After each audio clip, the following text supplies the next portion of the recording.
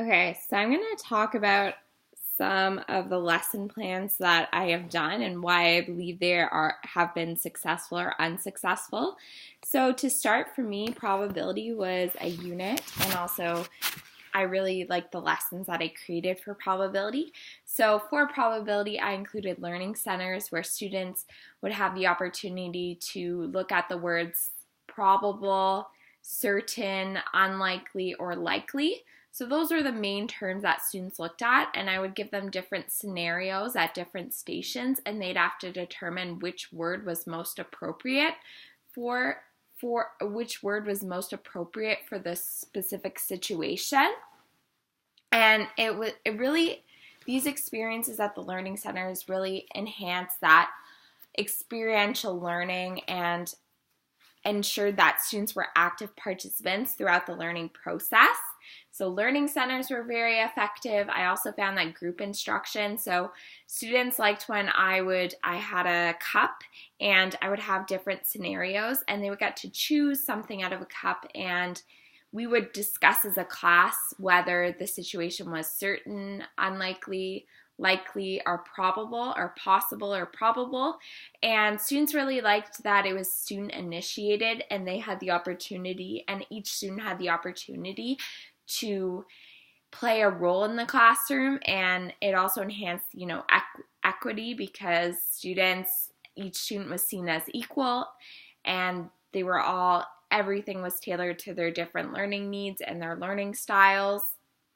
We also in my 2D and 3D dimensional shapes, students had to create a collage, so I would post the different two-dimensional shapes on the wall. So we had a circle, a triangle, a rectangle, and a square, and students would have to cut out images from magazines, and they'd have to sort them to the different shapes. And students really enjoyed this as well because they felt it was kind of like a competition, and they really liked the idea that they had the opportunity to cut out those shapes and determine which one was most effective.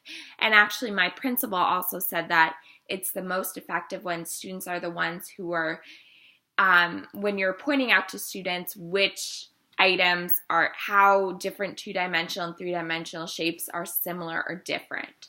So I believe that comparisons, experiential learning centers are all great ways that I have been able to implement lessons successfully in the classroom. Also in literacy, we had a unit where we're learning about point of view, which is a very difficult topic for students, but students actually got to create their own superhero with their head cut out, and they had their own little superhero image. And they had the opportunity to write like a paragraph about what they would do as a superhero, what their strengths or weaknesses were. So it really took a topic such as point of view, which is such a broad topic, and narrowed it down to something that was manageable for students and really built on their interests. So those were lessons that I felt were successful. In terms of unsuccessful lessons, I believe some of my point of view lessons were a bit too complex for students. So I was doing a lesson where I was explaining the Three Little Pigs story, but they're in a grade 1 level, and they're supposed to learn about point of view, but they're only supposed to learn about the difference between the pig's point of view versus the wolf's point of view.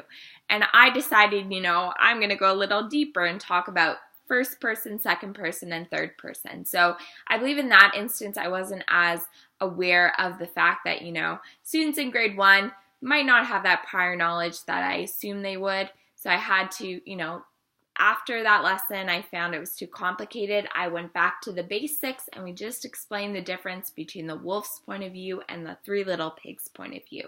So just me being more aware of where students are at, and also ensuring that I'm pacing my lessons appropriately is the big idea where I believe I could improve my lesson plans.